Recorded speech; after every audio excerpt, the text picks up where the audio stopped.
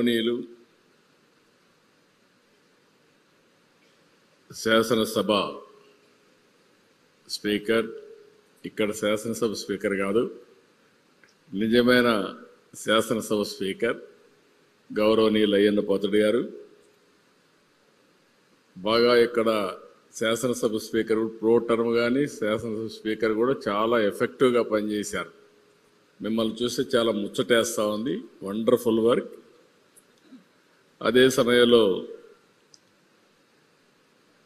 మీ అందరినీ సరైన మార్గంలో పెట్టాలని ఆలోచించే హెచ్ఆర్డి మినిస్టర్ శ్రీ నారా లోకేష్ గారు, చీఫ్ సెక్రటరీ విజయానంద్ గారు, సహచర మంత్రివర్గ సభ్యులు, అదే మరి కొండే అధికార యంత్రాంగం, ఈరోజు 175 నియోజకవర్గాల నుంచి చాలా ఎక్సర్సైజ్ చేసి ఎంపికై ఈ పోటీకి మీరందరూ కూడా మీ మీ నియోజకవర్గం ఎమ్మెల్యేగా మీరు ఇక్కడ ప్రాతినిధ్యం వహించారు.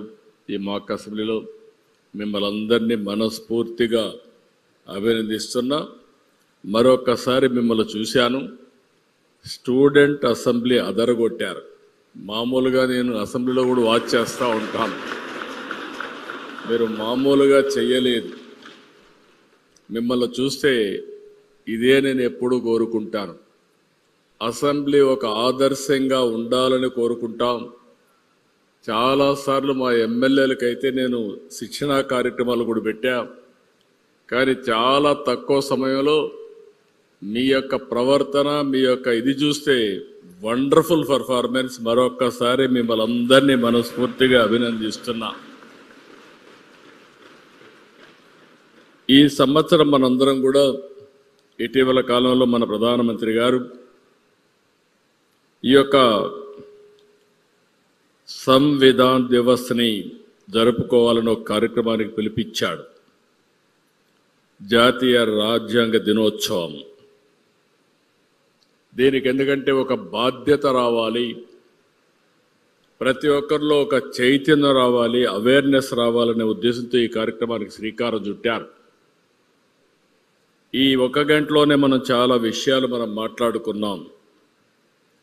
ఈరోజు మీ మంత్రి గారు ఒక మంచి బుక్ ఒకటి తీసుకొచ్చారు, education department, constitution of India for children. ఒక్కసారి ఆ పుస్తకం తిరిగేసి మీరు చూస్తే 15వ పేజీకి వెళ్ళాలి మీరు. ఇది ఎప్పుడూ గుర్తుండాలి. 15వ పేజీ మీకు బుక్ వచ్చిందా? వచ్చుంటే రాలేదా? కొంతమందికి రాలేదు, ఆ పక్క ఈ పక్క వచ్చింది. ఈ పుస్తకంలో రాసింది మీరు చదివితే ఈ 15వ page, constitution of India. The people of India having solemnly resolved to constitute India into a sovereign democratic republic and to secure to all its citizens justice, social, economic and political, liberty of thought, expression, belief, faith and worship, equality of status and of opportunity, and to promote among them all fraternity, assuring the dignity of the individual and the unity of the nation. In our Constituent Assembly this 26th day of November 1949, do hereby adopt, enact and give to ourselves this constitution. ఈ రాజ్యాంగం రాసుకునేది మన కోసరం, మనం రాసుకున్న రాజ్యాంగం ఇది. ఇప్పుడే ఈ రాజ్యాంగాన్ని చెప్పినప్పుడు చాలా విషయాలు చెప్పారు. ఇది చూసినప్పుడు నేను 28 సంవత్సరాల్లో ఎమ్మెల్యే అయ్యాను. మొట్టమొదటిసారిగా నేను యూనివర్సిటీ చదువుకునేటప్పుడు, ఇప్పుడు మీ మారిగానే నేను కూడా ఆలోచించినప్పుడు నాకు ఒక ఆలోచన ఉండేది. ఇప్పుడు చాలామందిని మీ మంత్రి గారు చేయిలు పేకెత్తమన్నాడు. ఐఏఎస్ ఐపీఎస్ అవ్వాలని చాలామంది చేలు పైకెత్తారు. చాలా సంతోషం. ఆ రోజు నేను ఆలోచించి, నేను ఆ రోజు చాలా బ్రిలియంట్ స్టూడెంట్ కాదు, ఆ విషయం మీరు గుర్తుపెట్టుకోవాలి. అయితే నేను ఏ పని చేసినా పద్ధతి ప్రకారం చేయడం చిన్నప్పటి నుంచి నేర్చుకున్నాను. ఒక సోషల్ రెస్పాన్సిబిలిటీ కూడా. అందుకే నేను ఒకసారి ఆలోచించి, అప్పట్లో మా వైస్ ఛాన్సలర్ నన్ను పిలిచి, మీరు లెక్చరర్గా చేరతానంటే యూనివర్సిటీ లెక్చరర్గా చేరండి అని అడిగాడు. లెక్చరర్గా చేరితే అన్నింటికంటే ఈజీ జాబ్. మామూలు టీచర్ అన్న ఎక్కువ చదువు చెప్పాలి, కానీ యూనివర్సిటీలో ఎక్కువ రీసెర్చ్ ఉంటుంది. ఒక 2-3 గంటల క్లాసులు ఉంటాయి, మిగిలినప్పుడంతా రీసెర్చ్ ఉంటుంది. నేను పోటీ చేయను, నేను ఎమ్మెల్యే అవుతున్నాను ఆ రోజు చెప్పాను. ఆయన ఆశ్చర్యపోయి, నేను ఊహించలేదు నీ సమాధానం అంటే, అవునండి రేపు ఎలక్షన్స్ వస్తున్న 78లో నేను పోటీ చేసి మళ్ళీ ఎమ్మెల్యేగా వచ్చి మీకు కనపడుస్తానని ఒక సెల్ఫ్ కాన్ఫిడెన్స్తో ఆ రోజు చెప్పాను.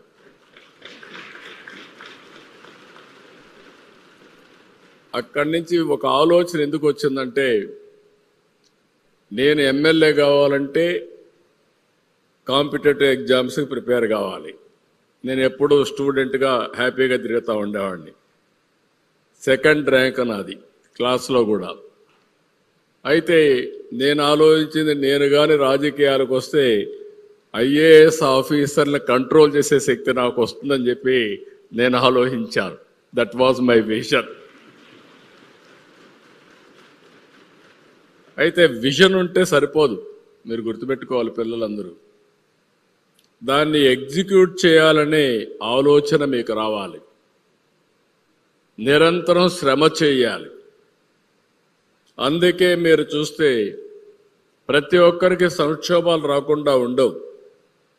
ఏ సంక్షోభం వచ్చినా, ఏ కష్టాలు వచ్చినా ధైర్యంగా ఎదుర్కోవడమే కాకుండా ఎప్పటికప్పుడు సరైన నిర్ణయాలు తీసుకొని ముందుకు పోతే అది సాధ్యం అవుతుంది. అందుకే ఈరోజు నేను 9వసారి ఎమ్మెల్యేగా అయ్యాను. అంటే 45 సంవత్సరాలు. ఇక్కడుండే స్పీకర్ని మీరు చూస్తే ఆయన 7 సార్లు ఎమ్మెల్యేగా, ఒకసారి ఎంపీగా అయ్యాడు.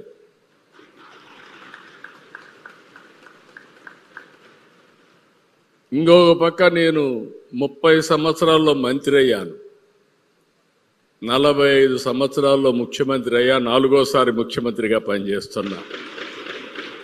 అంటే ఎందుకు మీకు ఈ విషయం చెప్తున్నానంటే, అతి చిన్న వయసులో నేను ఎమ్మెల్యే అయ్యాను. మీరు అతి చిన్న వయసులో, నాకంటే చిన్న వయసులో మాక్ అసెంబ్లీలో ఎమ్మెల్యే పాత్ర నాకంటే సమర్థవంతంగా నిర్వహించాను. నేను ఫస్ట్ టైం అన్నా అటు ఇటు అనుకున్నాను, కానీ ఇప్పుడు మిమ్మల్ని చూస్తే టోటలీ కాన్ఫిడెంట్. ఒకప్పుడు ఇంత కాన్ఫిడెన్స్ ఉండేది కాదు.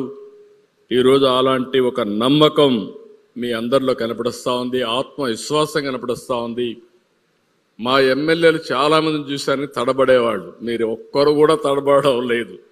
నేను పైన కూర్చొని వాచ్ చేస్తా ఉన్నా, నేను అదే పనిగా అందరినీ చూశాను.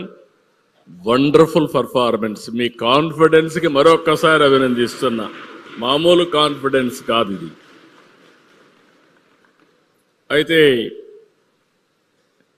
మన భారతదేశానికి ఆత్మగా నిలిచిన రాజ్యాంగానికి 1949లో ఇదే రోజున నవంబర్ 29 రాజ్యాంగ సభ ఆమోదం తెలిపింది. 2 సంవత్సరాల 11 నెలలు 18 రోజుల పాటు మేధావులు, విద్యావంతులు, రాజ్యాంగ ప్రముఖులు, ప్రజానేతలు కలిసి సుదీర్ఘంగా చర్చించారు. కూలంకుషంగా చర్చించి నవంబర్ 20న మనం 26న రాజ్యాంగ దినోత్సవం, సంవిధాన దివాస్ చేసుకోవాలని మన ప్రధానమంత్రి నిర్ణయించారు. ఈ ఏడాది సబ్జెక్టు కూడా అవర్ కాన్స్టిట్యూషన్ అవర్ ప్రైడ్ అనే పేరుతో ఈ సంవిధాన్ దివస్ జరుపుకుంటున్నాం. ఇక్కడికి వచ్చినప్పుడు మీ మంత్రి గారు చాలా యాక్టివ్గా డైనమిక్గా ఉండవే కాకుండా చాలా రెవల్యూషనరీ థింకింగ్ ఒకసారి చేస్తూ ఉంటారు. ఆయన మా స్పీకర్ గారికి చెప్పారు, అసెంబ్లీ మాక్ అసెంబ్లీ పెట్టాలి, అసెంబ్లీలను పెడదామని చెప్పి ఆయన అడిగారు. స్పీకర్ గారు డైలమాలో పడ్డారు. డైలమాలో పడి రూల్స్ పర్మిట్ చేయవు కదా, అడిగింది మంత్రి గారు అడిగారు, ఏం సమాధానం చెప్పాలంటే నాకు ఇన్ఫర్మేషన్ వస్తే నేను ఒకటే చెప్పాను, అసెంబ్లీలో ప్రెమిసెస్లో పెట్టుకోండి, కానీ అసెంబ్లీ అనేది ఒక శాంక్టిటీ, ఒక పవిత్రత.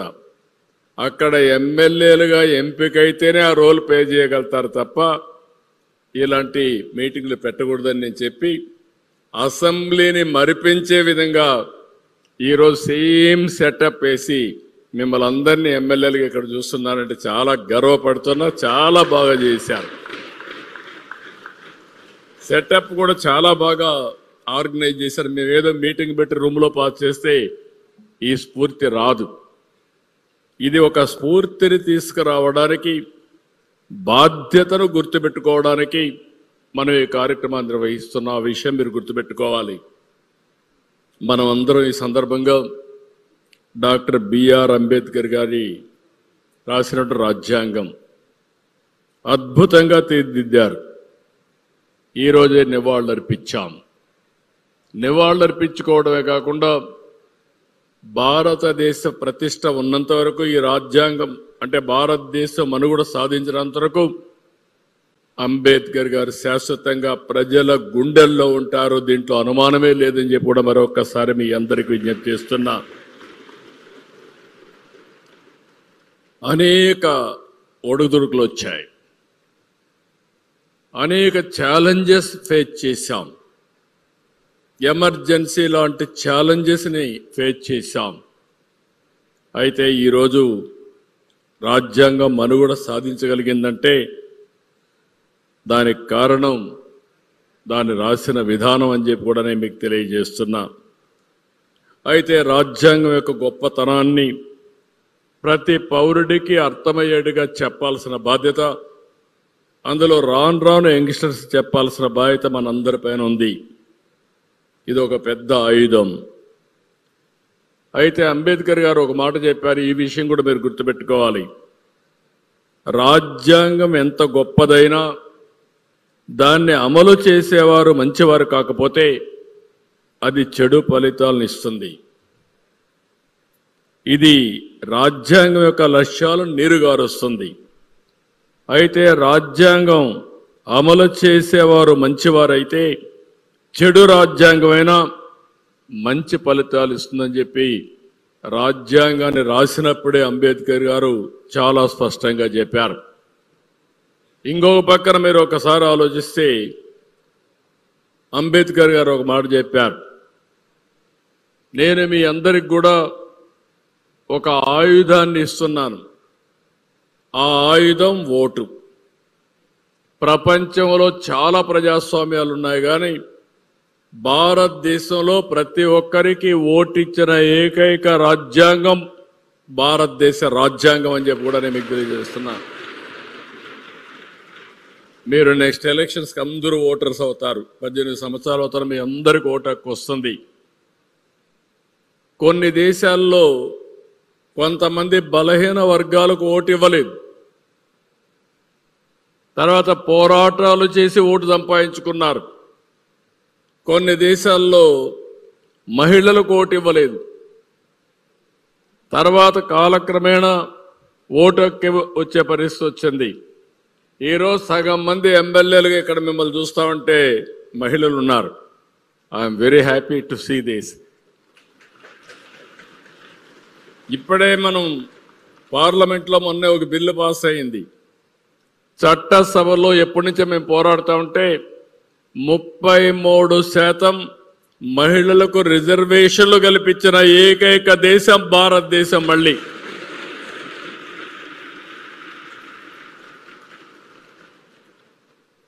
అమెరికా లాంటి దేశం మీరు గుర్తుపెట్టుకుంటే అక్కడ ప్రెసిడెంట్ ఎప్పుడూ మహిళ కాల. అలాంటిది భారతదేశంలో ప్రైమ్ మినిస్టర్లు అయ్యారు, మంత్రులు అయ్యారు, ప్రెసిడెంట్లు అయ్యారు. అది భారతదేశంలో ఉండే ప్రత్యేకత అని చెప్పి కూడా మరొక్కసారి మీ అందరికీ విజ్ఞప్తి చేస్తున్నా. ఒక మాటలో చెప్పాలంటే ఇది ఒక వజ్రాయుధం మనందరికీ, ఏదైతే ఓటు హక్కు ఉందో. దీనివల్ల ప్రభుత్వాలను మార్చొచ్చు, మన భవిష్యత్తుని మనం రూపకల్పన చేసుకునే అవకాశం వస్తుంది. The spirit of the Constitution is to provide equality, status and opportunity to every citizen అనే సిద్ధాంతంతో రాజ్యాంగాన్ని రాశారు. దాని బ్యూటీ మీరు చూస్తే ప్రధానమంత్రి గారు చాలాసార్లు చెప్పారు. ఒక ప్రధానమంత్రి ఛాయ్ వాలాగా ఉన్న ప్రధాన వ్యక్తి భారతదేశ ప్రధానమంత్రి కావడమే కాకుండా భారతదేశం యొక్క దశ దిశ మార్చే పరిస్థితి వచ్చారంటే అది రాజ్యాంగం మనకిచ్చిన అవకాశం అని చెప్పి నేను మీకు తెలియజేస్తున్నా. ఒక మామూలు వ్యక్తి అబ్దుల్ కలాం, కనీసం ఆయన వర్షం వస్తే ఏం చేయాలనో తెలియకుండా చెప్పులుంటే అవి పైన పెట్టుకొని తడవకుండా పోయిన సందర్భం. అంటే పేదరికానికి ప్రతిబింబం ఇది. ఆయన చాలాసార్లు చెప్పాడు, తినడానికి కూడా తిండి లేకపోతే పట్టుదలతో ముందుకు పోతూ నాన్ వెజ్ కూడా మానేశానని. అలాంటి సందర్భాల్లో భారతదేశంలో ఈరోజు చూస్తే భారత రత్న కావడమే కాకుండా ప్రెసిడెంట్ ఆఫ్ ఇండియా అయ్యి one of the most powerful president of ఇండియాగా నిర్వహించారంటే అది భారత రాజ్యాంగం యొక్క గొప్పతనం. ఇప్పుడే మీరు చూస్తే ద్రౌపది ముర్ము ప్రస్తుత రాష్ట్రపతి, ఒక గిరిజన మహిళ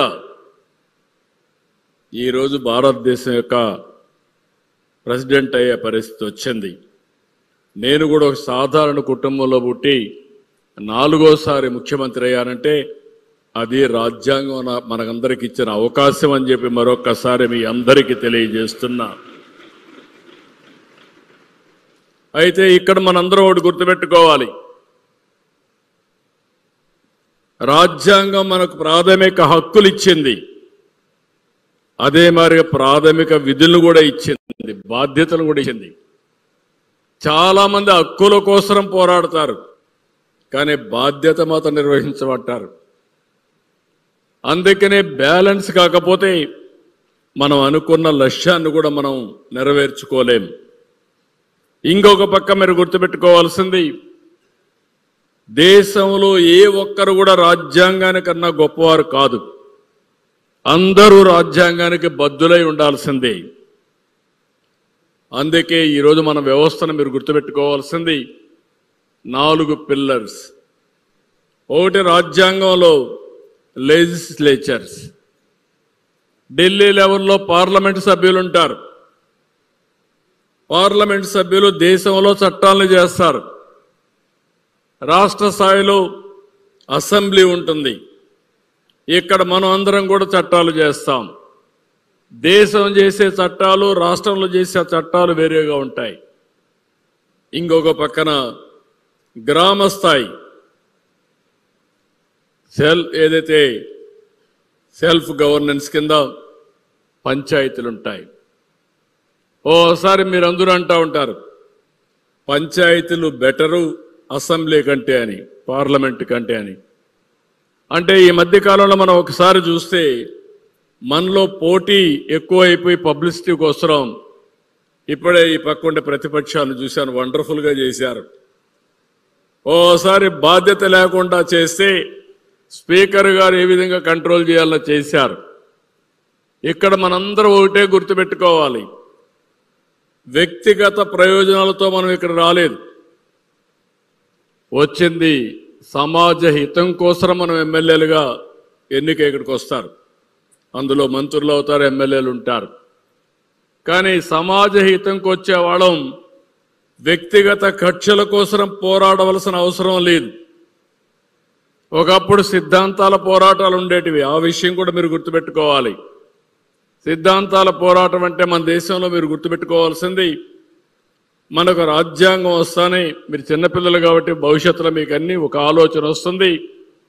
రాజ్యాంగం వచ్చినప్పుడు మీరు గుర్తుపెట్టుకునేది, ఏ దేశమైనా పబ్లిక్ పాలసీస్ ఆర్ ఇంపార్టెంట్. ఇంత మునుపు మాట్లాడినప్పుడు చెప్పారు, నేను ఒక పాలసీ తీసుకున్నాను, మా అయ్యన్న పత్రి గారు చెప్పినట్టు ఫ్యూచర్ నాలెడ్జ్ ఎకానమీని ఆలోచించాను. దానిపైన ఏం చేయాలని ఆలోచించినప్పుడు అప్పటికప్పుడే ఇన్ఫర్మేషన్ టెక్నాలజీ రెవల్యూషన్ వచ్చింది. అంటే బిల్ గేట్స్ ఇంటర్నెట్ ఇన్నోవేట్ చేశాడు లేట్ 90s. దాన్ని అవకాశంగా తీసుకుని తెలుగు వాళ్ళు నెంబర్ 1గా ఉండాలని నేను ఆలోచించి నెంబర్ ఆఫ్ ఇంజనీరింగ్ కాలేజీలు పెట్టాను. 30 ఇంజనీరింగ్ కాలేజీలని 9 సంవత్సరాల్లో 300 ఇంజనీరింగ్ కాలేజీలు చేశాను. అది చూసిన తర్వాత అందరూ ఇంజనీర్లు కావాలి. అదే మరి జిల్లాకు ఒక మెడికల్ కాలేజీ పెట్టాను. అయితే ఇవన్నీ పెట్టిన తర్వాత మీరు చదువుకున్న తర్వాత ఉద్యోగాలు కావాలి. అప్పుడు ప్రపంచంలో ఉండే కంపెనీస్ అన్ని తీసుకొచ్చాం. ఆ ఒక్క పబ్లిక్ పాలసీ మీరు చూస్తే నాలెడ్జ్ ఎకానమీ ఈరోజు దేశంలో 25 సంవత్సరాల్లో నెంబర్ 1 ఎకానమీ ఆంధ్రప్రదేశ్ హైదరాబాద్గా తయారైంది, తెలంగాణగా తయారయ్యే పరిస్థితికి వచ్చేది ఒక్క పబ్లిక్ పాలసీ. ఈ ఒక్క పబ్లిక్ పాలసీ మన వాళ్ళు 100 దేశాల్లో ఉద్యోగ అవకాశాలకు వెళ్ళారు.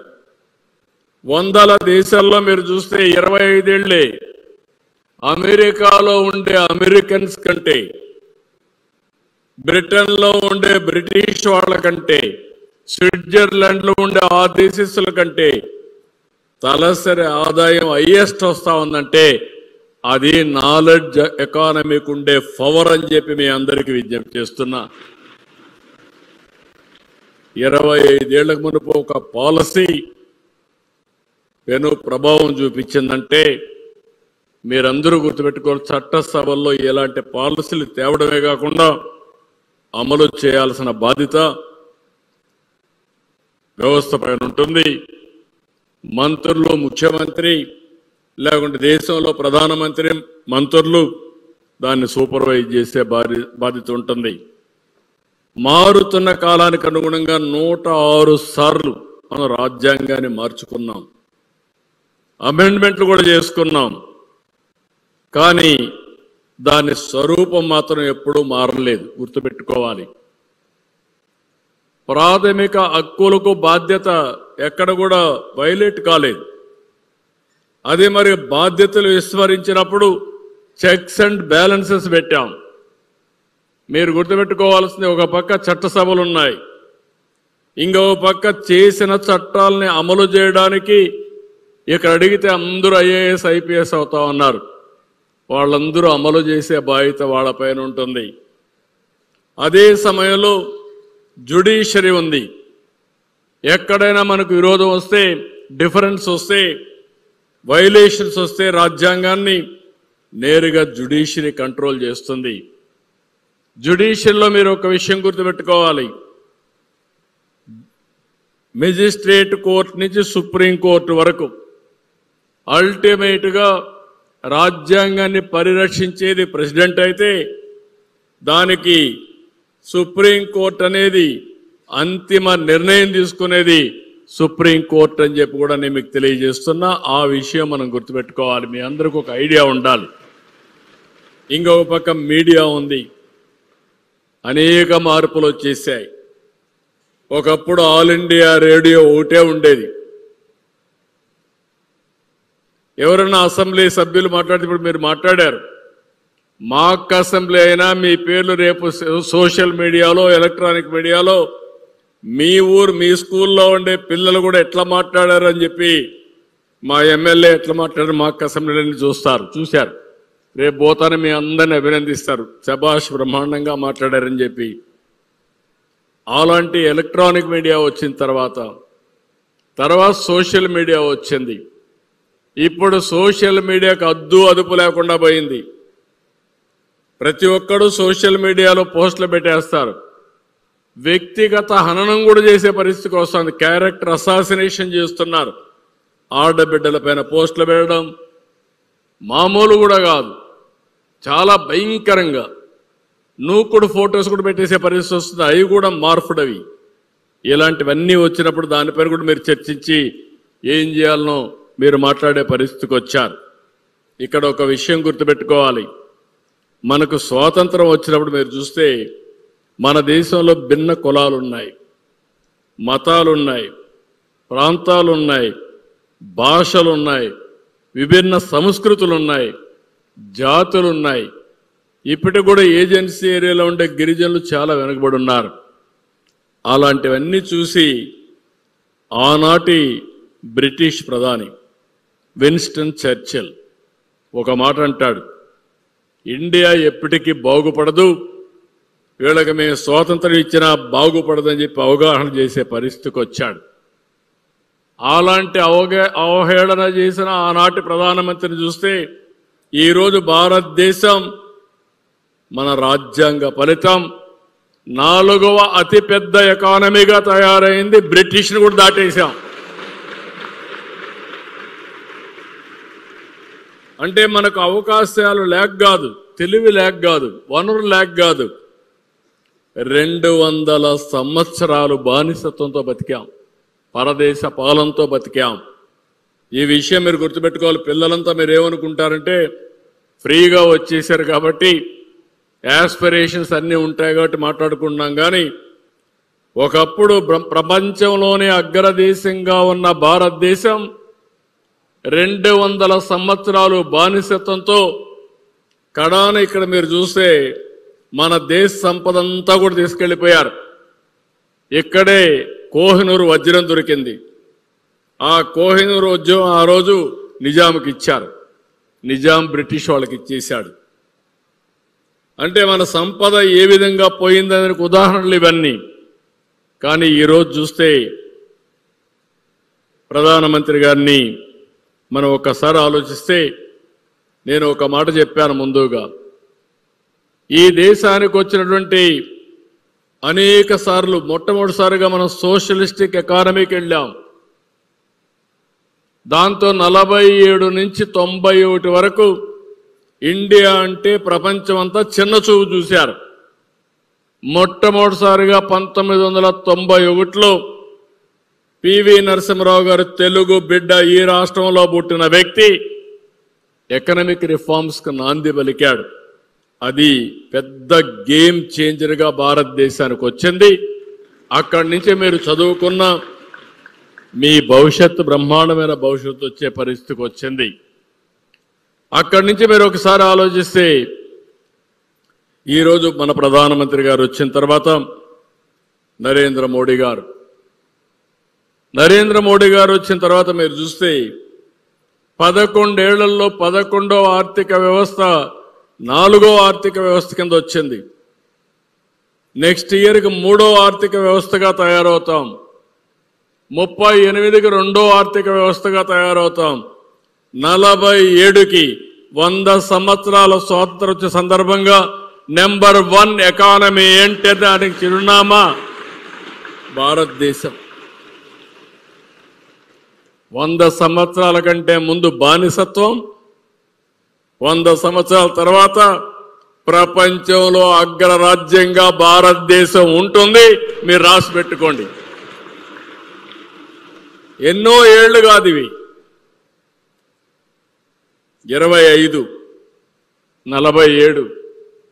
మీ వయసే 15, 14 ఇంకా ఆ ఏజ్లో ఉంటారు. 13 టీనేజర్స్ అంతా పిల్లలు. ఎగ్జాక్ట్గా మీరు పెళ్లిళ్ళు అయ్యే కొందికి లేకుంటే మీకు పిల్లలు పుట్టే సమయంలో భారతదేశం అగ్రరాజ్యంగా ఉంటుంది, నెంబర్ 1 ఎకానమీగా ఉంటుంది. దీన్ని మీరందరూ గుర్తుపెట్టుకోవాలి. నేను అందుకని ఒక చాలా స్పష్టంగా మీకు ఒక ఐడియా ఇస్తున్నాను. ఇప్పటి నుంచి కొండే మీరే కాదు, ఈరోజు రాజ్యాంగాన్ని మీ మంత్రి గారు ఒక పుస్తకం రాసి మీ అందరికీ బాధ్యతలు అవన్నీ ఇచ్చాడు. నేను తొందరలోనే మీ అందరికీ భవిష్యత్తుకు సూచిక కూడా ఇస్తబోతున్నా. ఒక బుక్ ఒకటి ఇవ్వబోతున్నా. స్కూల్స్ అన్నిట్లో పెట్టబోతున్నా పుస్తకాన్ని. ఆ పుస్తకాన్ని మీరు చూస్తే మీరు ఏ విధంగా విజన్ ఉంటుంది, ఏ విధంగా మీ భవిష్యత్తు ఉంటుంది, మీరు ఏ విధంగా మీ యొక్క భవిష్యత్తుని దిద్దుకోవచ్చునో అందులో స్పష్టంగా నేను మీకు ఇవ్వబోతున్నాను. ఇక్కడ మీరు ఒకసారి చూస్తే స్వర్ణాంధ్ర, ప్రధానమంత్రి గారు వికసిత్ భారత్, మంది స్వర్ణాంధ్ర. ఈరోజు మన యొక్క తలసరి ఆదాయం $3,158. 2047కి $42,000 అవుతుంది. ఇంకో పక్కన మన యొక్క తలసరి మొత్తం జిఎస్టిపి కాంట్రిబ్యూషన్ $188 బిలియన్. అది $2.4 ట్రిలియన్ అవుతుంది. ఇది 15% గ్రోత్ రేట్ ఉంటుంది. అందులో కూడా మీరు ఒకసారి చూస్తే మన రాష్ట్రంలో అన్ని వనరులు ఉన్నాయి. నేచురల్ రిసోర్సెస్ చాలా ఉన్నాయి. మినరల్ వెల్త్ కానీ, వాటర్ కానీ, నదులు కానీ, ఇవన్నీ ఉన్నాయి. రెండోది, ఇవన్నింటికంటే ముఖ్యంగా వండర్ఫుల్ యూత్ ఉంది. ప్రపంచానికి నాయకత్వం ఇవ్వడమే కాకుండా సేవలు అందించే యువత ఉండే ఏకైక దేశం భారతదేశం. డెమోగ్రఫిక్ డివిడెంట్ ఉంది. మూడోది, బ్యాలెన్స్డ్ రీజనల్ డెవలప్మెంట్ పొజిషన్స్గా ఆలోచిస్తున్నాం. నేను ఒక మాట చెప్తున్నా మీ అందరికీ, వీఆర్ ఆల్ ఇన్స్పైరింగ్ టైం. నేను ఈ మాట చాలాసార్లు వాడుతున్నా.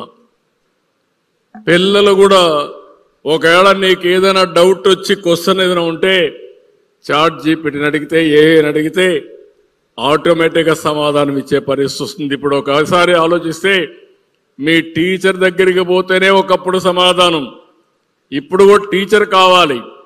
కానీ ప్రతి ఒక్కరికి టీచర్గా ఏ పని చేస్తుంది. ఇప్పుడు మీకు ఏ నిమిషంలో కావాలన్నా, నిద్రలో మెలకువచ్చి ఒక డౌట్ వస్తే సమాధానం కావాలంటే ఏ ఇచ్చే పరిస్థితి వస్తుంది.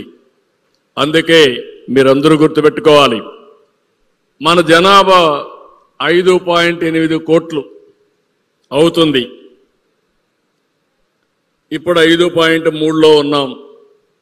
నాకు ఒరే ఫ్యాక్టర్, ఒకప్పుడు పాపులేషన్ పెరిగిపోతుందని జనాభా నియంత్రణకి వెళ్ళాం. ఇప్పుడు కొన్ని దేశాల్లో పాపులేషన్ తగ్గిపోతా ఉంది. చైనా 140 కోట్లుంటే 130 కోట్లకు వచ్చింది. ఇంకొక 20 ఏళ్లలో చైనా 100 కోట్లు అవుతుంది. భారతదేశం 160 కోట్లు 165 కోట్లు అవుతుంది. అంటే ప్రపంచంలో ఒకప్పుడు జనాభా భారం అనుకునే పరిస్థితి, ఇప్పుడు జనాభా ఆస్తి, ప్రపంచాన్ని శాసించే శక్తిని మరొక్కసారి మీ అందరికీ విజ్ఞప్తి చేస్తున్నా. ఇప్పుడే లోకేష్ గారు ఒక మాట చెప్పారు, నేను కూడా ఇంత మునుపు అన్నాను, మహిళలంటే ఒకప్పుడు చాలా చిన్న చూపు, తల్లిదండ్రులు కూడా చిన్న చూపు.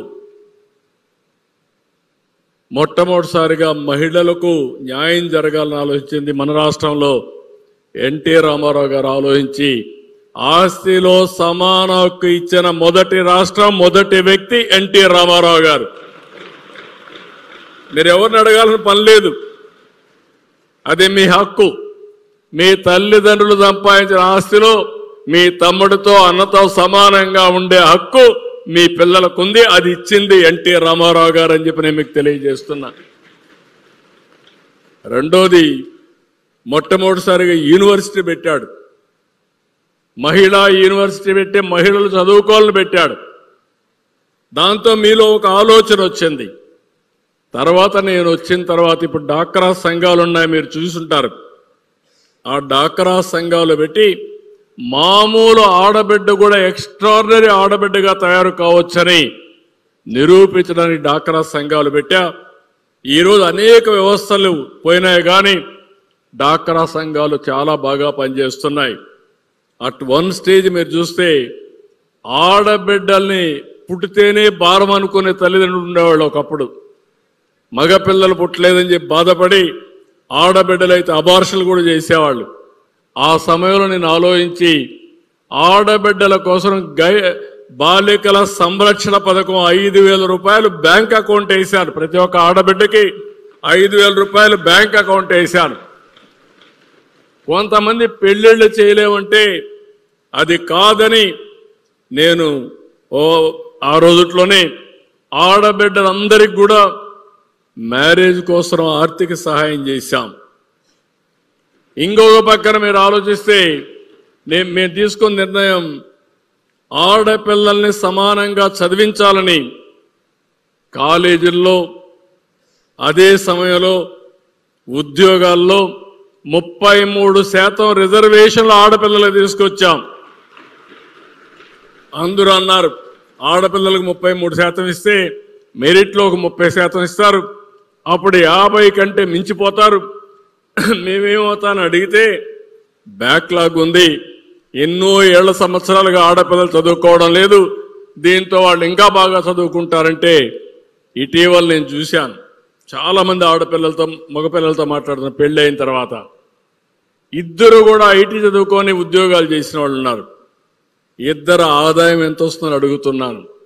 అడిగితే మగపిల్లల కంటే ఆడపిల్లలకు ఎక్కువ ఆదాయం వస్తా ఉందంటే అది ఈరోజు మీకుండే తెలివితేటలు. అట్ వన్ స్టేజ్ ఇప్పుడు కూడా జరుగుతున్నాయి. కానీ ఒకటే చెప్తున్నాం, ఆడపిల్లల్లో కూడా ధైర్యం ఉండాలి. ఎవడైనా మిమ్మల్ని టీచ్ చేయడమో అవహేళనగా మాట్లాడితే ధైర్యంగా ఎదుర్కొనే ధైర్యం ఆడపిల్లలకు వస్తే ఆటోమేటిక్గా సమస్యకు పరిష్కారం వస్తుంది. మీరు భయపడితే మిమ్మల్ని వెంటాడతారు, మీరు ధైర్యంగా ఫేస్ చేస్తే సెట్ అవుతుంది. మీరు ఆ విషయం గుర్తుపెట్టుకొని మీరేం బలహీనులు కాదు. అదే లోకేష్ గారు ఇప్పుడు చెప్పింది మీ మంత్రి గారు. ఆడపిల్లల మారిగా ఏదో కొన్ని మాట్లాడుతూ ఉంటే మనం అంటాం ఆడపిల్ల మారిగా ఆడవద్దనో లేకుంటే గాజులు దొరుకున్నామని మాట్లాడడం. ఇవన్నీ కూడా పోవాలి. అవి పోవాలంటే మీరు ఒక అడుగు ముందుకేయాలి. నేను ఒక్కసారి అయితే ఆలోచించినప్పుడు ఇప్పుడు ఆర్టీసీలో డ్రైవర్లు కండక్టర్లు ఉన్నారు, అది నేనే రిజర్వేషన్లు పెట్టినప్పుడు తీసుకొచ్చాను. కడాన నేను ఆలోచించి ఆర్టీసీ డ్రైవర్లుగా కూడా ఆడపిల్లలు పనిచేయాలని రిజర్వేషన్లు పెట్టాను. కానీ అది ఒక్కటే నేను సక్సెస్ కాల, అక్కడ అన్నీ సక్సెస్ అయ్యాను. నేను అప్పట్లోనే జర్మనీలో చూసేవాడిని. ఆడపిల్లలు ఆడవాళ్ళు డ్రైవర్లుగా పనిచేసి ట్యాక్సీ డ్రైవర్లుగా సమర్థవంతంగా పనిచేసేవారు. ఈ విధంగా ఆకాశమే హద్దుగా ముందుకు పోయే పరిస్థితి వస్తుంది. నేను అందుకనే ఉమెన్ ఎంపవర్మెంట్ కూడా ఉండాల్సిన అవసరం ఉంది. ఆ సమయంలో మిమ్మల్ని అందరినీ కోరుతున్నా, మళ్ళీ మీరు పెద్ద అయిన తర్వాత ఈ మధ్య కొత్త ట్రెండ్ ఒకటి వచ్చింది. భార్యాభర్త ఇద్దరికి ఉద్యోగాలు కావాలి, డబుల్ ఇన్కమ్ రావాలి, no kids, double income no kids, let us enjoy. ఇది కొత్త సిద్ధాంతం అయింది. అలాంటి మాత్రం ఆలోచించద్దండి. కనీసం ఇద్దరు పిల్లలుండేట్టుగా చిన్నప్పటి నుంచే మీరు కూడా మెంటల్గా తయారు కావాల్సిన అవసరం ఉందని చెప్పి మీ అందరికి విజ్ఞప్తి చేస్తున్నా. అదే ఇప్పుడు పాలసీ మార్చుకొని పాపులేషన్ మేనేజ్మెంట్ అంటున్నాను నేను. ఇది చేయగలిగితే ఆ పాపులేషన్ అనేది కొన్ని దేశాల్లో చెప్పిన ఇనే పరిస్థితులు లేరు. ఇప్పుడు చైనా ఉంది, సింగిల్ చైల్డ్ నామ్ పెట్టారు ఒకప్పుడు. ఇప్పుడు దానివల్ల జనాభా తగ్గిపోయింది. ఇంకో పక్క ఇప్పుడే లోకేష్ గారు ఒక మాట చెప్పి విలువలతో కూడిన సమాజం కావాలి, డబ్బులు వస్తాయి. ఆర్థిక సంస్కరణల వల్ల ఆదాయం పెరిగింది, సంపద వచ్చింది. ఒకప్పుడు సిద్ధాంతపరంగా పనిచేసేవాళ్ళు, విలువలతో పనిచేసేవాళ్ళు ఇప్పుడు అవి మర్చిపోయి మెటీరియలిస్టిక్ హ్యాపీనెస్ వస్తూ ఉంది. తల్లిని చూసుకునేటువంటి బిడ్డలున్నారు. విడాకుల కోసం ఇప్పుడు ఒకప్పుడు చూస్తే మ్యారేజ్ అయితే హెవెన్లో అయినాయి, మనం విడిపోవడానికి వీల్లేదనే పరిస్థితి వచ్చి ఇప్పుడు భార్యాభర్తలు కూడా చిన్న చిన్న విషయాల్లో గొడవలు పడి విడాకులు ఇచ్చుకునే పరిస్థితి వస్తున్నారు. భారతదేశంలో మీరు గుర్తుపెట్టుకోవాలి, ప్రపంచంలోనే one of the best family వ్యవస్థ ఉండే ఏకైక రాష్ట్రం భారతదేశం. అది మన వారసత్వం. తల్లిని తండ్రిని గౌరవించే సంస్కారం. తండ్రి పిల్లలు ఏ స్థాయిలో ఉన్నా తల్లి కానీ తండ్రి కానీ పిల్లల్ని ఎప్పుడప్పుడు గైడెన్స్ ఇవ్వడం. ఈరోజు కొన్ని సంస్కృతులు చూస్తున్నాం. తండ్రి కొడుకు కప్పు ఇస్తాడు, కొడుకు తండ్రి కప్పు ఇస్తాడు. ఓసారి పిల్లలు తల్లిని చూసుకోరు. పిల్లలు కొంతమంది చూస్తే తండ్రి ఆస్తి ఇవ్వలేదని నానా ఇబ్బందులు పెట్టిన పిల్లలను కూడా చూస్తున్నాం. ఇక్కడికి మళ్ళీ నేను వచ్చిన దానికి మీకు ఒకసారి గుర్తుపెట్టుకోవాల్సింది, బై 47కి లైఫ్ ఎక్స్పెక్టెన్సీ 85 పెంచుతున్నాం. రెండోది, అర్బన్ పాపులేషన్ 60% ఉంటుంది. 100% చదువుకోవాలి. నేను మంత్రి గారికి ఒకటే టార్గెట్ ఇస్తున్నా, లిటరసీ 100% అచీవ్ కావాలి. లైఫ్ లాంగ్ లెర్నింగ్ ఉండాలి. దానికి నైపుణ్యం అనే ఒక పోర్టల్ కూడా తీసుకొస్తున్నారు. మన ఆంధ్రప్రదేశ్లో ఉండే పిల్లలు ప్రపంచంలో ఎక్కడ పని చేయాలన్నా ఆఫ్లైన్ ఆన్లైన్ మీ ఇంట్లో కూర్చొని కంపెనీ పెట్టి ప్రపంచం మొత్తం సేవలు అందించే అవకాశం మీకుంది. ఆ శక్తి ఉంది. దాన్ని ఏం చేయాలని నేర్పించే విజన్ నాకుంది, మా గవర్నమెంట్కి ఉంది. చేస్తాం. మీలో కూడా అలాంటి ఆలోచన రావాలి. ఇంకొక పక్కన మీరు చూస్తే ఇప్పటికి ఫిమేల్ అంతా కూడా ఇంకా ఫుల్గా పనిచేయడం లేదు. ఇది 80%కి వెళ్ళాలి. 2% అన్ఎంప్లాయ్మెంట్ కంటే తక్కువ ఉండాలి. 2 కంటే తక్కువ ఉండాలి. అందుకే నేను చెప్పాను, ఇప్పుడు 2047కి ఇప్పటికి మీరు చూస్తే దగ్గర 3 లక్షల కంటే తక్కువ తలసరి ఆదాయం ఉంది. ఇది 47కి 55 లక్షల రూపాయలు తలసరి ఆదాయం అవుతుంది ఈ రాష్ట్రంలో. దాన్ని మీరందరూ ఏ విధంగా తీసుకుపోవడం కోసం ముందుకు రావాలి. ఇక్కడ నేను 10 ప్రిన్సిపల్స్ ఇచ్చాను. అది పబ్లిక్ పాలసీతో సాధ్యం. ఈరోజు జీరో పావర్టీ, పేదరికం లేని సమాజ నిర్మాణం నేను ఒక ఆశయంగా పెట్టుకున్నా. ఈ రాష్ట్రం అంతా కూడా గుర్తుపెట్టుకోవాల్సింది, మీరు మీకోసం బ్రతకడమే కాకుండా సమాజం కోసం కూడా బ్రతికే పరిస్థితి ఉండాలి. పేదరిక నిర్మూలన మన బాధ్యతగా తీసుకోవాలి. Population management, human resource development. ఫ్యూచర్కి కావాల్సింది మనుషుల్లో కానీ స్కిల్స్ ఉంటే ప్రపంచాన్ని జయించే శక్తి వస్తుంది. అదే మరి ఎంప్లాయ్మెంట్, అందరికీ ఎంప్లాయ్మెంట్ రావాలి. Skilling and employment is a continuous process. 3వ పాలసీ పెట్టుకున్నాం. వాటర్ సెక్యూరిటీ, ప్రతి ఎకరాకు నీళ్లు ఇవ్వాలని, తాగడానికి నీళ్లు కావాలని, ఇండస్ట్రీకి నీళ్లు ఇవ్వాలని, నీటిని ఒక ఆయుధంగా ఉపయోగించుకుంటే సంపద సృష్టించడం చాలా ఈజీ అవుతుంది. ఫార్మర్స్ టెక్నాలజీ అగ్రికల్చర్ రావాలి. ప్రజలకు అవసరమైన పంటలు పండించే పరిస్థితి రావాలి. ప్రపంచానికే మనం ఆహారాన్ని సప్లై చేసే పరిస్థితికి వస్తాం. అది కూడా మేము చాలా క్లియర్గా ఉన్నాం. ఆంధ్రప్రదేశ్లో మీరు చూసుంటారు, విభిన్న ప్రాంతాలు ఉన్నాయి. రాయలసీమలో హార్టికల్చర్ వస్తూ ఉంది, ఇక్కడ అక్వాకల్చర్ వస్తూ ఉంది. ప్రజల ఆహారపు అలవాట్లు మారిపోతున్నాయి. దీనికి అనుగుణంగా అగ్రికల్చర్ రావాలని. ఇంకో పక్కన గ్లోబల్ బెస్ట్ లాజిస్టిక్స్. ఈరోజు మీరు ఒకసారి చూస్తే ఒకప్పుడు రోడ్లే లేని పరిస్థితిలో ఈరోజు నేషనల్ హైవేస్ మీరు చూస్తున్నారు. రెండోది విమాన కనెక్టివిటీ మీరు చూస్తే ఈరోజు ఫ్లైట్లు ఎక్కే వాళ్ళు ఎక్కువయ్యారు, ఫ్లైట్లు ఉత్పత్తి తగ్గిపోయినాయి. అలాంటి సమస్య మనం చూసే పరిస్థితి వస్తూ ఉంది. ఈ మధ్య ట్రైన్స్ కూడా, బుల్లెట్ ట్రైన్స్ కూడా వచ్చే పరిస్థితికి వస్తూ ఉంది. ఎక్కడికి పోవాలన్నా ఫాస్ట్గా మూవ్ అవ్వడానికి. ఇవన్నీ కూడా గ్లోబల్ బెస్ట్ లాజిస్టిక్స్ కింద కార్గో కానీ ప్యాసింజర్స్ కానీ కనెక్టివిటీ ఇవ్వడానికి ఒక పాలసీ పెట్టుకున్నాం. అల్టిమేట్గా మీరు చూస్తే ఒకప్పుడు కరెంట్ అంటే ఉండేది కాదు. నేను కూడా లాంతర్తో చదువుకొని వచ్చాను. You are all fortunate now. ఏ స్టేజ్కి రీచ్ అయ్యామంటే ఒకప్పుడు పవర్ మీద అసెంబ్లీలో సగం రోజులు దానిపైన చర్చ జరిగేది. నేను ముఖ్యమంత్రిగా ఉన్న 95లో ఎక్కువ చర్చ దేనిపైన జరుగుతుందంటే పవర్ షార్టేజ్.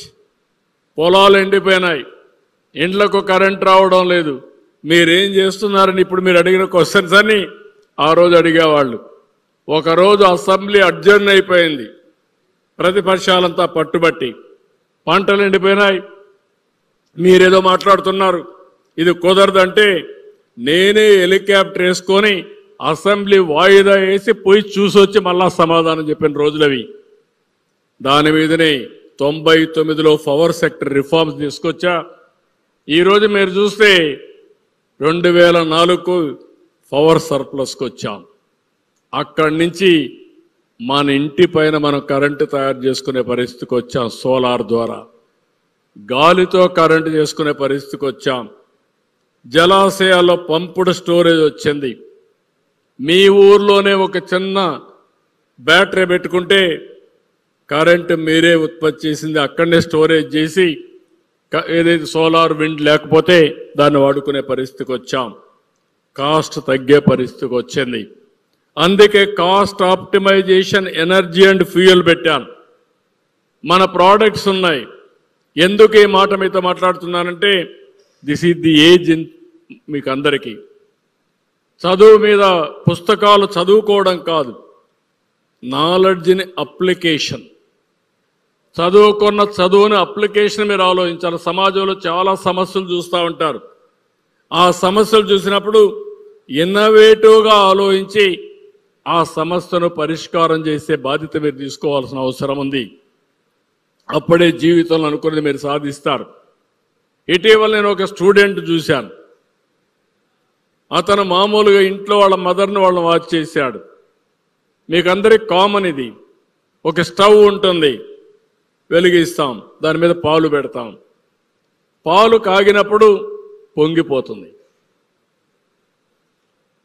అలాంటి దానికి అతను ఆలోచించి స్టవ్లోనే ఒక చిన్న కరెక్షన్ చేస్తే పాలు పొంగకుండా ఆగిపోయే పరిస్థితికి వచ్చింది. దట్ ఈస్ ది టెక్నాలజీ మార్పు, అదే ఇన్నోవేషన్.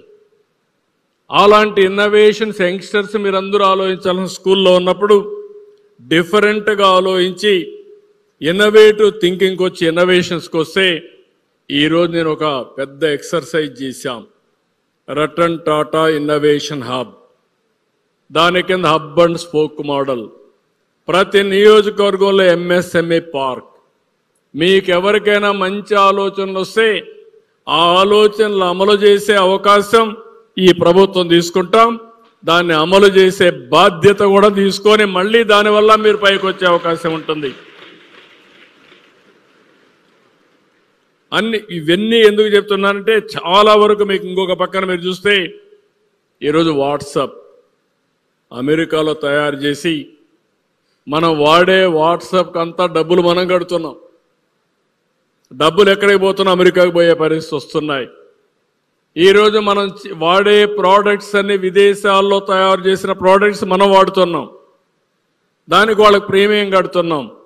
దానికి కారణం ఇంటలెక్చువల్ ప్రాపర్టీ వాళ్ళ దగ్గర ఉంది. మన ప్రోడక్ట్లు పర్ఫెక్షన్ లేదు. మొన్నే ఇండస్ట్రీస్ మీరు చూశారు. ఇండస్ట్రీస్ మీరు చూస్తే విశాఖపట్నంలో దగ్గర 13,25,000 కోట్ల రూపాయలు పెట్టుబడి 16 లక్షల మంది పిల్లలకు ఉద్యోగం వచ్చే అవకాశాలు కల్పించే పరిస్థితికి వచ్చాం. అంత మునిపే 8,80,000 కోట్లకు వచ్చాయి. ఇంకో పక్క ఈ రెండే కాకుండా మీరు ఒకసారి చూస్తే ఈ రెండు వల్ల 22 లక్షల మందికి ఉద్యోగాలు వస్తాయి. నేను ఆ రోజు ఆలోచించినప్పుడు 20 లక్షలని చెప్పాం.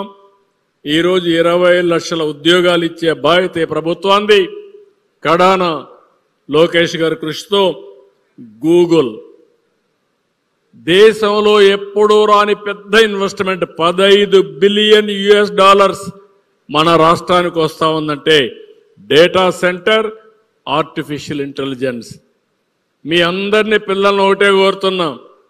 నా ఆలోచన 1 ఎంటర్‌ప్రెన్యూర్ 1 ఫ్యామిలీ. అదే సమయంలో ప్రతి ఒక్క ఫ్యామిలీ ఒక ఏఐ యూస్ కేసు మీరు తయారు చేయాలి పిల్లలు, లేకపోతే ఏఐనా వాడాలి. అది ఫ్యూచర్లో ఉంటుంది. ఇలాంటి వినూత్నమైన కార్యక్రమాల్లో భాగస్వాములు కావడానికి ప్రోడక్ట్ పర్ఫెక్షన్ తీసుకొచ్చాం. ఇది అయిన తర్వాత స్వచ్ఛ ఆంధ్రప్రదేశ్ అన్నీ బాగున్నాయి. ఇప్పుడే మా అయ్యన్న పాత్రుడు కూడా చెప్పారు. ఒకప్పుడు నేషనల్ కార్ప్స్, ఇక పక్కన నేను చూశాను ఎన్విరాన్మెంట్ అంటే ఏ విధంగా మాట్లాడారో చూశాను. ఒకప్పుడు నేను ఇంకుడు గుంతలు పెట్టాను. పిల్లలు మీరు గుర్తుపెట్టుకోవాలి. వర్షాలు పడతాయి, నీళ్ళన్నీ సముద్రంలోకి వెళ్ళిపోతున్నాయి. మన దగ్గర మాత్రం నీటి సమస్య, తాగడానికి నీళ్లు ఉండేటివి కాదు, కొన్ని దిక్కల ఫ్లోరైడ్. ఇప్పుడు కూడా అలాంటి సమస్యలు మనం ఫేస్ చేస్తున్నాం. ఒకప్పుడు కరువు అనేది భయంకరం. అనంతపూర్ జిల్లా ఎడారిగా మారిపోతున్నారు. ఈరోజు ఒక్క నిర్ణయం, కృష్ణా జలాల్ని అనంతపురం జిల్లా తీసుకొచ్చి ఇక్కడే ఎమ్మెల్యేలు, అనంతపురం ఎమ్మెల్యేలు కొంతమంది ఉన్నారు మీలో, మీరు గుర్తుపెట్టుకోవాలి. మాకు అసెంబ్లీలో ఈరోజు 25-30 సంవత్సరాల్లో అనంతపూర్ ఎడారిగా మారిపోయే జిల్లాన్ని సస్యశ్యామలం చేయగలిగామంటే అది నీటితోనే సాధ్యమైంది. ముందు చూపుతోనే తయారైంది ఒక అంద్రి నీవా. దానివల్ల కియా మోటార్స్ వచ్చి అనంతపూరు బ్రహ్మాండంగా అభివృద్ధి అయ్యే పరిస్థితి వచ్చింది. ఇక్కడ స్వచ్ఛ ఆంధ్రప్రదేశ్లో చాలామంది నేను చూస్తున్నాను, చాలామంది దీన్ని అపోజ్ చేసే పరిస్థితికి వస్తున్నారు. అంటే మనం స్కూల్లో చెట్లు పెడితే దాన్ని వ్యతిరేకించేవాళ్ళు. దానికి కూడా నేను గవర్నమెంట్ని, స్కూల్ ఎడ్యుకేషన్ అభినందిస్తున్నా. ఏదైతే గ్రీన్ పాస్పోర్ట్ పెట్టారు, నేను ఒకటే చెప్తున్నా, మీరు ఈరోజు చేసే దాని మీద మీకు తృప్తి ఇప్పుడు కనపడదు. కానీ మీరు పెట్టిన చెట్టు పెద్దదై ఆ చెట్టును చూసినప్పుడు మీ జీవితంలో ఎక్కడ లేని సాటిస్ఫాక్షన్ ఉంటుంది. నేను ఐఎస్పి తెచ్చాను హైదరాబాద్లో. ఆ రోజు ఒక చెట్టు నాటాను. ఆ ఐఎస్పి పేరు పెరిగింది, బ్రహ్మాండమైన ఇన్స్టిట్యూషన్ అయ్యింది. ఈ చెట్టు కూడా పెరిగింది. నేను పోయినప్పుడంతా చెట్టు చూపించి, మీరు పెట్టిన చెట్టు ఒక వృక్షం అయింది, బ్రహ్మాండమైన ఫలితాలు ఇస్తుందని అక్కడ చెప్తే అది చూసి ఆనందపడుతున్నానని చెప్పి కూడా నేను మీకు తెలియజేస్తున్నా. ఒకప్పుడు మన దగ్గర గ్రీన్ కవర్ అయితే ఎక్కడా కొండల్లో చెట్లు కనపడేటివి కాదు. దానికి కారణం ఫైర్ వుడ్కు వాడేవాళ్ళం, వ్యవసాయ పనిముట్లకు వాడేవాళ్ళం. ఈరోజు గ్యాస్ వచ్చింది. ఆధునీకరణలో వ్యవసాయ పనిముట్లన్నీ పోయి ట్రాక్టర్లు వచ్చే పరిస్థితికి వచ్చింది. అయితే 50% గ్రీన్ కవర్ ఉండాలి. మీరు పుస్తకాలు చదివినప్పుడు అందరూ చదువుతూ ఉంటారు, చెట్లు గాలిని ఇస్తాయి, గాలిలో ఆక్సిజన్ ఉంటుంది, చెట్టు మళ్ళా కార్బన్ డైఆక్సైడ్ తీసుకుంటుందని. కానీ ఆ చెట్టు పెట్టాలని మీరు ఆలోచించరు. అదే అప్లికేషన్. అది కానీ మనం చేయగలిగితే ఒకటి. రెండోది విలువలు. మన పరిసరాలు పరిశుభ్రంగా ఉంటే సరిపోదు. ఇప్పుడు అందుకే నేను ఒక నెలకొక్కసారి స్వచ్ఛ ఆంధ్రప్రదేశ్ పెట్టాం. ఎప్పుడో మీరు చూస్తే పచ్చదనం పరిశుభ్రం పెట్టాం. హైదరాబాద్లో నైట్ క్లీనింగ్ పెట్టాం. కానీ ఈరోజు ఎందుకు అంటున్నానంటే మీ ఆలోచనలు స్వచ్ఛంగా ఉండాలి. మీ తల్లో తండ్రో మిమ్మల్ని ఇంత గౌరవించేస్తే మీరు పెద్దయినాక వాళ్ళని చూసుకోకపోతే స్వచ్ఛంగా ఉంటే లాభం ఏంటని అడుగుతున్నా. పరిసరాలు బాగుంటే లాభం ఏంటంటున్నా.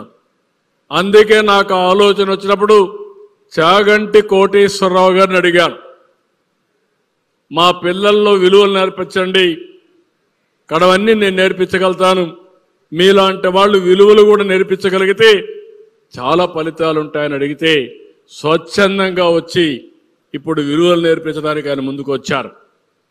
మీరు ఒకటే మళ్ళీ చెప్తున్నా, విలువల లేని సమాజం ఎంత సంపద ఉన్నా అది నిరుపయోగమే. అదే సంపద లేకపోతే బాధపడమని నేను చెప్పను. సంపద ఉండాలి, విలువలు ఉండాలి. అదే భారతదేశం యొక్క ప్రత్యేకత. అప్పుడే సాటిస్ఫాక్షన్ ఉంటుంది, హ్యాపీనెస్ ఉంటుంది. స్వచ్ఛమైన ఆలోచనలకు ఈ పిల్లల వయసు నుంచే నాంది పలికే విధంగా ఫౌండేషన్ వేయడానికి ఈ ప్రభుత్వం క్లియర్గా ఉన్నామని చెప్పి కూడా నేను మీకు తెలియజేస్తున్నా. ఇంకొక పక్క deep technology, all walks of లైఫ్లో టెక్నాలజీ రావాలి. ఒకప్పుడు సెల్ ఫోన్ లేని రోజు నేనే పోరాడా, నా మీద అందరూ ఎగతాళి చేశారు. నేను సెల్ ఫోన్ అంటే నన్ను 420 అన్నారు. కానీ ఈరోజు మీరు చూస్తే ఆ సెల్ ఫోన్లు కూడా బ్రహ్మాండంగా వచ్చే పరిస్థితికి వచ్చింది. అంటే ఎందుకు ఈ విషయాలన్నీ మీకు చెప్తున్నానంటే, ఈరోజు స్పేస్ టెక్నాలజీ వచ్చింది, డ్రోన్ టెక్నాలజీ వచ్చింది, ఏరోస్పేస్ వస్తున్నాయి, ఎలక్ట్రానిక్స్ వస్తున్నాయి. ఇవన్నీ భవిష్యత్తులో పెద్ద మార్పులు తీసుకొస్తాయని చెప్పి కూడా నేను మీకు తెలియజేసుకుంటున్నా. అందుకే ఈరోజు నేను ఆలోచించేది, మీ అందరి ద్వారా భారతదేశం అగ్రదేశం కావాలంటే ఈ 10 ప్రిన్సిపల్స్ అప్లికేషన్ కోసం ప్రతి సంవత్సరం ఏం చేశామో మీ స్కూల్స్లో పెడతా. ఎప్పుడు ప్రారంభించాం, ఏవేవి అమలు చేశాం, కొత్త టెక్నాలజీస్ ఏమొచ్చాయి, మీ జీవితంలో మీరే విధంగా అనుకరించాలి, ఏం చేస్తే మీరు బాగుంటారో మీరు అక్కడి నుంచి ముందుకు పోయే విధంగా కరికులంలోనే దీన్ని ఒక పార్ట్గా తీసుకొస్తామని చెప్పి నేను మీ అందరికీ విజ్ఞప్తి చేస్తున్నా. ఈరోజు ఇంకొక పక్కన మీ యొక్క మాక్ అసెంబ్లీ చూసా, బ్యూటిఫుల్గా చేశారు. క్వశ్చన్ అవర్, 0 అవర్, నాకు మళ్ళా ఒకసారి రిమైండ్ చేశారు మీరు. స్పెషల్ డిబేట్, ఇవన్నీ కూడా చాలా డీటెయిల్డ్గా చేసి చర్చలంటే ఎట్లుండాలనో, ఏ విధంగా అర్థవంతంగా ఉండాలనో చేశారు. దానికి మనస్ఫూర్తిగా మిమ్మల్ని అందరినీ అభినందిస్తున్నా, ధన్యవాదాలు తెలియజేస్తున్నా. ఇది ఇన్ని కాకుండా ఇంకొక పక్క నేను మిమ్మల్ని అందరినీ కోరేది, మీ జీవితంలో ఏం కావాలనుకుంటున్నారో బ్రాడ్గా మీ మైండ్ కూడా ఫ్రేమ్ చేసుకోవాల్సిన అవసరం ఉంది. అక్కడి నుంచి మీలో కూడా దాన్ని సాధించడానికి ఒక యాక్షన్ ప్లాన్ తయారు చేసుకోవాల్సిన అవసరం ఉంది. అంతేకాకుండా ఈరోజు మంచిని చెడుని విశ్లేషించే శక్తి కూడా మీరు నేర్చుకోవాల్సిన అవసరం ఉంది. అందరూ స్వార్థం కోసం ఐఏఎస్ ఐపీఎస్ అధికారులు ఉంటాయని, లేకపోతే కొంతమంది డాక్టర్లు ఇంజనీర్లు ఎక్కువ డబ్బులు వస్తాయని కాకుండా సోషల్ బాధ్యత కూడా ఉండాలి. మళ్ళీ నేను చూశాను 5-6 మంది వచ్చారు. ఇట్లా కాకుండా రాజకీయాల్లో క్వాలిటీ పెరిగితే అన్ని రంగాల్లో ఆటోమేటిక్గా క్వాలిటీ పెరుగుతుంది. రాజకీయాల్లో విలువలు పెరిగితే అన్ని రంగాల్లో అది ప్రభావితం అవుతుంది. ఒక ఉదాహరణ మీరు చూస్తే, నేను కానీ మా మిస్సెస్ కానీ లోకేష్ విషయంలో ఒకటే ఆలోచించాం, ఆ తర్వాత బ్రహ్మడి విషయంలో ఆలోచించాం. ఇద్దరికి బెస్ట్ ఎడ్యుకేషన్ ఇవ్వాలని ఆలోచిస్తే ఇద్దరు స్టాన్ఫోర్డ్కి పోయారు. మామూలుగా ఏ కుటుంబంలో ఉండరు, ఇద్దరు కూడా స్టాన్ఫోర్డ్ గ్రాడ్యుయేట్స్ అయింది ఈ 1-2 కుటుంబాలే ఉంటాయి. అలాంటి బెస్ట్ ఎడ్యుకేషన్ ఇచ్చాం. నేను ఎప్పుడో ఒకటి ఆలోచించాను, ఫ్యామిలీ అనేది రాజకీయాల పైన లైవ్లీహుడ్ కోసం డిపెండ్ కాకూడదు. ఆటోమేటిక్గా అప్పుడు గౌరవం ఉండదు. అందుకే వ్యాపారం కూడా నేను స్టార్ట్ చేశాను. 40 సంవత్సరాల కంటే ముందు స్టార్ట్ చేశా. ఇప్పుడుండే కంపెనీ 3.5 decades అయింది. అప్పుడు నేను ఆయన ఒకటే అడిగాం, మీరు రాజకీయాలకు రావాలంటే రావచ్చు, లేకపోతే వ్యాపారం చేయాలంటే ఫ్యామిలీ బిజినెస్ ఉంది వెళ్ళమని చెప్పాం. నేను అక్కడ కూడా ఒక మాట చెప్పాను, రాజకీయాలకు వస్తే కష్టపడాలి, త్యాగం చేయాలి, శ్రమ చేయాలి. వ్యాపారం అయితే ఈజీగా ఉంటుంది, మీకు కంఫర్ట్స్ ఉంటాయి, యూ డిసైడ్ అంటే ఆఫ్టర్ సమ్ టైం అతను వచ్చి లేదు నేను రాజకీయాల్లో ఉంటానని చెప్పి ముందుకు వచ్చాడు. దానికి మనస్ఫూర్తిగా అభినందిస్తున్నా. మీరు గుర్తుపెట్టుకోవాలి, మీలో కూడా అలాంటి ఆలోచన రావాలి. మీరు ముందు జీవితంలో సెటిల్ కావాలి. నేను ఫైనల్గా మిమ్మల్ని అందరినీ కోరేది, రాష్ట్రంలో ఉండే యువతనందరినీ కోరేది, ఈరోజు ఈ యొక్క కార్యక్రమం పెట్టుకున్నామంటే మీలో చైతన్యం తేవడానికి కార్యక్రమం పెట్టుకున్నాం. మీ హక్కులు మీరు గుర్తుపెట్టుకోవాలి, బాధ్యతలు గుర్తుపెట్టుకోవాలి, మీరు ఏం చేయాలని ఆలోచించాలి. అదే సమయంలో ఒక మంచి సిటిజన్గా తయారు కావాలి, మంచి నాయకుడిగా తయారు కావాలి. ఏది చేయాలన్నా నాయకత్వ లక్షణాలు చాలా ఇంపార్టెంట్.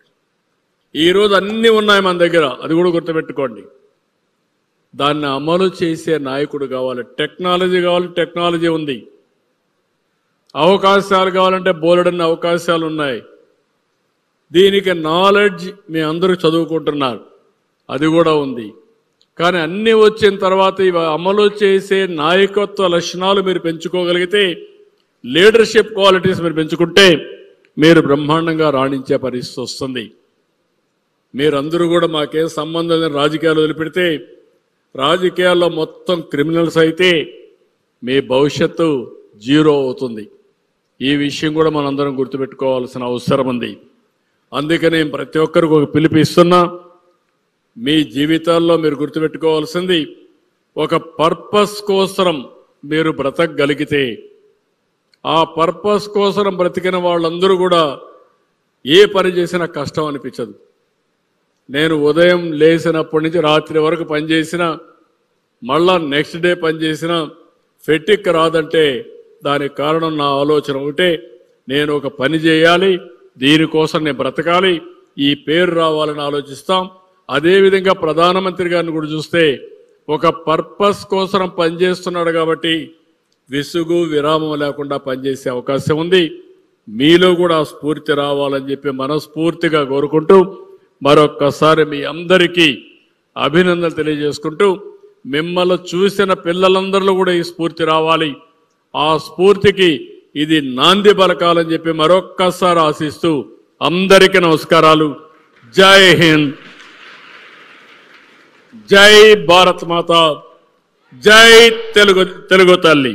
మళ్ళీ ఒకసారి జై హింద్, గట్టిగా జై హింద్, జై భారత్, జై భారత్, జై తెలుగు తల్లి, జై తెలుగు తల్లి. ఈ మీటింగ్ ఒక హిస్టారికల్ మీటింగ్గా ఉండిపోవాలి. ఇలాంటి మీటింగ్లు ఇంకా మనం పెట్టుకొని మనం అనుకున్న లక్ష్యంలో 2047కి ప్రపంచం మొత్తం తెలుగు వాళ్ళు, తెలుగు జాతి నెంబర్ 1గా ఉండాలి. ఆ సంకల్పం మీరు తీసుకోవాల్సిందిగా మరొక్కసారి విజ్ఞప్తి చేస్తూ అందరికీ నమస్కారాలు. Thank you. Thank you sir, thank you very much. దయచేసి అతిథులందరినీ, ముఖ్యమంత్రి గారిని, స్పీకర్ గారిని, హెచ్ఆర్డీ మినిస్టర్ గారిని, సిఎస్ గారిని ఒక అడుగు మీరు ముందుకు రాగలిగితే, దయచేసి సభలో ఉన్న వాళ్ళందరూ లేచి నిలబడి మీ కుడి హస్తాన్ని ముందుకు చాపగలిగితే మనం ప్రతిజ్ఞ చేద్దాం. Preamble, the soul of Indian constitution. అందరూ మీ కుడి చేతిని ముందుకు చాపండి. తల్లి, భారతదేశ ప్రజలమైన మేము, భారతదేశ ప్రజలమైన మేము భారతదేశాన్ని సర్వసత్తాక సామ్యవాద లౌకిక ప్రజాస్వామ్య గణతంత్ర రాజ్యముగా నిర్మించుకోవడానికి పౌరులందరికీ సాంఘిక ఆర్థిక రాజకీయ న్యాయాన్ని ఆలోచన భావ ప్రకటన విశ్వాసము ధర్మము ఆరాధనలలో స్వేచ్ఛను అంతస్తులోను అవకాశములోను సమానత్వము చేకూర్చుటకు మరియు వారందరిలో వ్యక్తి గౌరవమును జాతైక్యతను మరియు అఖండతను తప్పక సంరక్షిస్తూ సౌభ్రాతృత్వాన్ని పెంపొందించుటకు సత్యనిష్టపూర్వకముగా తీర్మానించుకొని 26 నవంబరు 1949 మన రాజ్యాంగ పరిషత్తులో పరిగ్రహించి శాసనంగా రూపొందించుకున్న ఈ రాజ్యాంగాన్ని మాకు మేము